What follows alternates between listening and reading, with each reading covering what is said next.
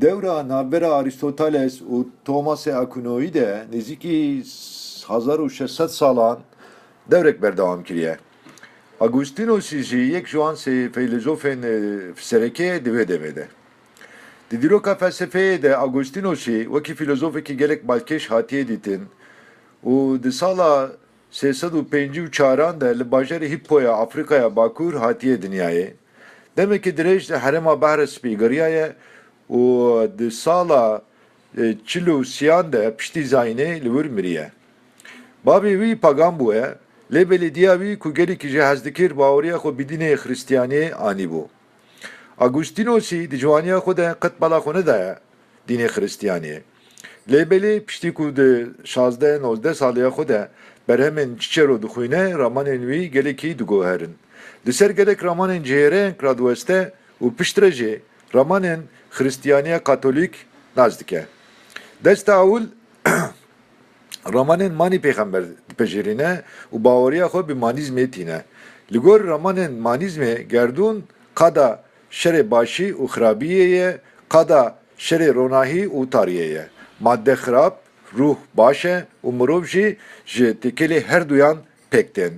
Ruh bi işareta ronahiyê dixwaze ku ji kirasê maddeyê herdem xwe xilas bike. Lê belê derbarê manîzmê de hinek gumanên Agustinusî hebûne û peytandinên mantıkî yên maniheîzmê jê re qez xuya dikirin û baweriya xwe bi wan nedanê. Di dawiya devra xwe ya lêpirsînê de bûye septîkekî prole. Xuyayê ku gumana wî ya derbarê manîzmê de berê wî daye berhemên Plotinus û berhemên Plotinusî ji berhemên Plotinusî jî felsefeya Platon û Platonparêziyan û fêr bûye. Ramangirên paganî rojekî jî Agustinus pirsîne û gotine ku Xwedayê we gelo çima nedi demekê din de lê belê divê demê de gerdûnê afrandiye.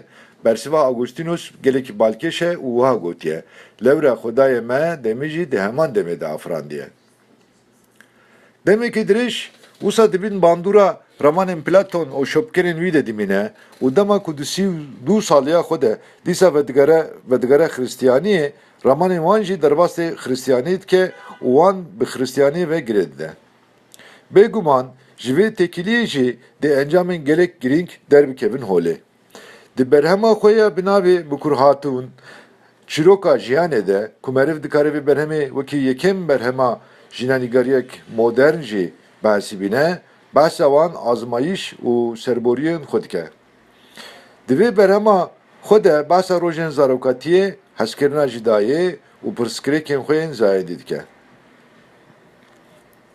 Di berhema wî ya mukurhatinê de beşa herî balkêş, beşa felsefeyê ye û di vê beşê de cî daye xwezaya demê.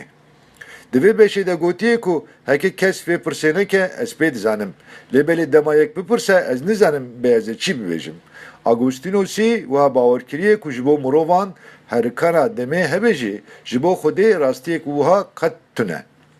Baweriye wî ya vê ramanê jî wî gihandiye vê encamê. Herikana demê bi tenê bi jiyanê re tekildar e û li dervê jiyanê jî tune. Lewma jî em nikarin bibêjin ku dem bi awayekî serbixwe Lewma jî em dikarin bibêjin ku dem bi awayekî serbixwe yan jî bi serê xwe heye. Bi vê pehesîna xwe dibe pêşengê felsefeya Kant. Di derbarê demê de pehesîneke wê adîn jî heye ku gotiye a niha û li vir rabordiya bêgav ya hemû hebûnatiyê ye. Bi vê pehesîna xwe jî bûye pêşengê felsefeya Schopenhauer. Dîsa bi ramana xwe ya ku gotiye têgihiştina me ya dinav têgihiştina me jî di nav de hebûnatiya me ya dinyewî dibin serwariya îradeya me de ye jî dîsa pêşengiya felsefeya Schopenhauerî kiriye. Lê belê pehesîna wî ya herî balkêş bi felsefeya Descartes re tekildar e. Agustinus gotiye ku xuyaye ku gumanber di çewtiyê de ne ku ji hemû tiştan gumanê dikin. Ne hemû tişt ji bo ku meriv bikaribe ji yek tiştekî jî gumanê bike desta ewil divê ku ew tişt hebe. Her wiha jiyana min bi xwe jî rê li ber gumana min digire û rêya gumanê nade min. Lewre hebûnatiya min heqîqetek mîsoger e ku ji xwe ez pê dizanim. Nabe ku em ji hemû tiştan gumanê bikin yan jî derbarê hebûnatiyê her tiştê bikevin gumanê. Heke wisa be nexwe ez dikarim bi tiştê din jî bizanibim û di derbarê wan de jî xwe bigihînim zanîniyên mîsoger. Filatî bi serî xwe ne felsefeyek bû.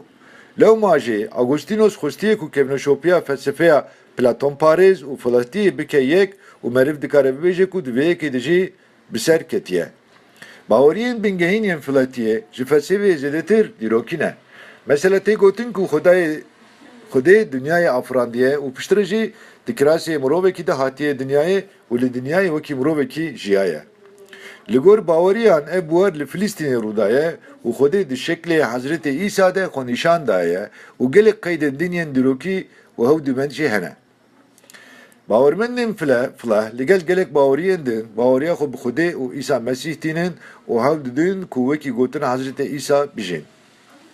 Her çukasî di dînê filatiyê de gelek fermanên ahlakî hebin jî erka İsa Mesîh ne mîsogerkirina pirsgirêkên felsefî û ne jî vê yekî û ne jî ji bo vê yekê hatiye henartin. Lewma jî li holê ne dû felsefe, bir tenê felsefeya Platon parêz hebû û helwesta Agostinosî jî yekkirina vê felsefeyê û dînê filatiyê bû. Ji bo pêkhatina vê yekê jî di destpêkê de diva bû felsefeya Platon parêz bi bawermendên filah bihata nasandin.